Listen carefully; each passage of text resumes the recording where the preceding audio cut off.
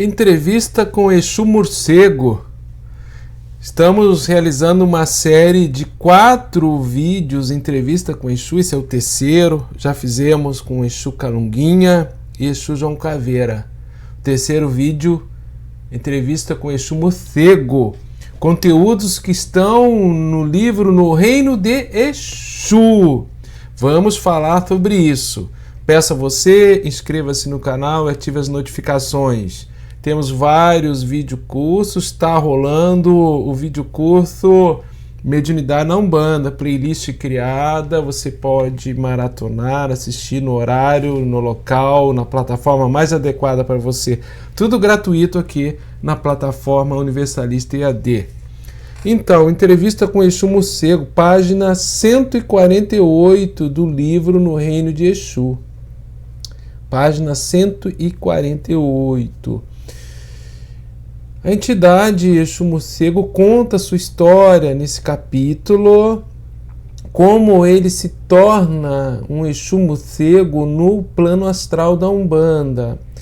Interessante que ele vem de África no plano astral, ele não reencarna no Brasil, ele vem atuar direto como Exu Morcego no plano astral, no Brasil, no movimento de Umbanda. Então ele nasce numa família tradicional africana, ele vai para a escola de Babalaôs, ele é consagrado para o orixá Exu, ele se torna um Babalaô e chega um determinado momento da caminhada dele que ele desvirtua o seu compromisso, ele desvirtua a ética dos Babalaôs e começa a se utilizar demais do elemento sacrificial, o que se chama, o que ele nos explica é esquentar o chão do terreiro. Então ele usou demais isso, o excesso de elemento sacrificial, do corte ritual, desestabilizou a vibração original dele, do Eledá dele, e causa todo um impacto negativo na lei de causa e efeito. Ele nos dá assim um exemplo dentro da visão de origem, no contexto de época, determinadas situações específicas era permitido, era indicado se usar o rito sacrificial, e ele descaracteriza isso em função de busca de poder e de fenômenos, né? Então ele diz que, ele dá um exemplo assim, que um medicamento pode recuperar o indivíduo na dosagem adequada, mas que na dosagem errada ele tem um efeito que fica incontrolável. Então, isso se chama esquentar o chão do terreiro. É o hiper-axé, né? Um excesso de axé foi o que aconteceu com ele, e ele descaracteriza essa tradição, vem a desencarnar, ele fica um tempo grande no umbral, sofrendo o efeito de que ele mesmo foi causa geradora. Isso tudo é explicado no livro, para nós chegarmos numa parte do capítulo que é a entrevista, onde ele esmiuça um pouco a sua vida, os motivos, né? E ele nos alerta, principalmente assim, que Exu é a comunicação, é o mensageiro, o meio e a mensagem. E que cada orixá tem especificidades com o Exu, ou o poder de realização de Exu. Então ele nos explica assim que orixás, como senhores regentes dos elementos ligados ao fogo, água, terra e ar, que aí o poder de realização de Exu seria como um entregador especializado, faz a logística do axé no astral.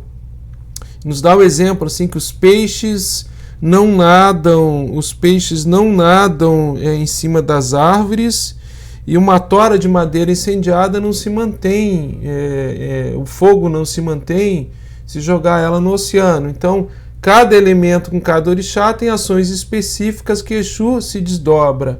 E tudo deve ser usado com equilíbrio. No caso dele específico, que ele se torna um Exu Morcego no astral, que ele tem compromisso de neutralizar, negativizar campos de força que estão sendo utilizados e criados com o elemento sangue, em ritos sacrificiais no Brasil, e ele atua no astral do Brasil.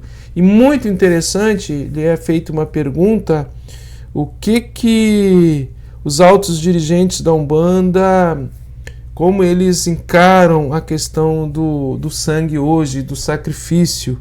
E ele nos diz que os altos dirigentes do plano astral do Umbanda reconhecem um novo contexto de época, e que esses ritos que contemplam esses sacrifícios dentro da tradição têm que ser reconfigurados, reinterpretados no momento atual, porque senão vai chegar um momento que os sítios vibratórios dos orixás estarão completamente descaracterizados e a Terra vai reagir, e é preciso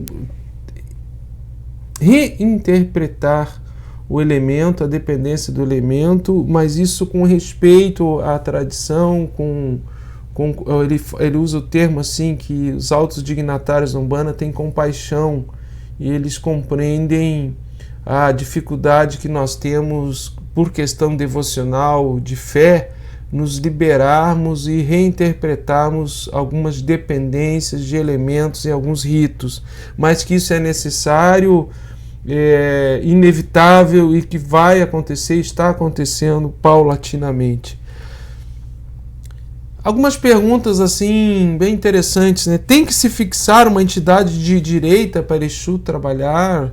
Ou se não se fixar uma entidade de direita, o médium se descontrola tendo só Exu? Aí ele faz uma argumentação dizendo que o que prepondera nesta manutenção do equilíbrio, do centro do médium, independente de esquerda ou direita, é o seu caráter, que não é Exu que desestabiliza isso, e sim o caráter do médium que desestabiliza. Então, quando a gente vê indivíduos trabalhando de forma negativa, dizendo que isso é Exu, é o caráter do médium que atraiu entidades afins e que gera esse desequilíbrio na lei divina. Não é Exu que gera esse desequilíbrio, muito pelo contrário.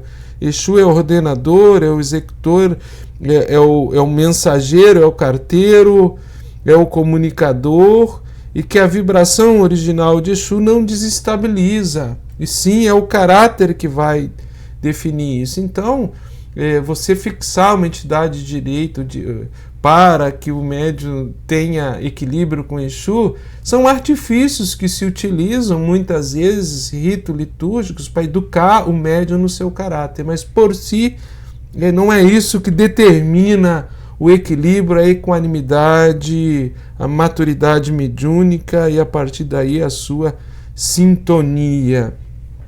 Então, a mensagem que fica nesse capítulo, nessa entrevista, é o quanto às vezes o mais é menos e o menos é mais, o quanto o excesso de elemento, principalmente na questão sacrificial, pode estar esquentando o chão do terreiro, gerando um hiperaxé e um efeito muito grande dentro da lei divina, que o próprio sacerdote médium está sendo a causa geradora, e que depois ele vai ter que retificar no astral, trazendo o exemplo de Exu Mucego, que ele nos traz o seu relato, o seu depoimento de vida. Esse capítulo é muito bonito, muito profundo, vale a pena. No reino de Exu, entrevista com Exu Morcego. Esse é o terceiro vídeo da série Entrevista com Exu. Deixe seus comentários. Você já trabalhou, você conhece Exu Morcego? Você já viu algum Exu Morcego dando aconselhamento? De regra, eles atuam mais no astral. Deixe seus comentários, estarei lendo a todos. Até a nossa próxima videoaula.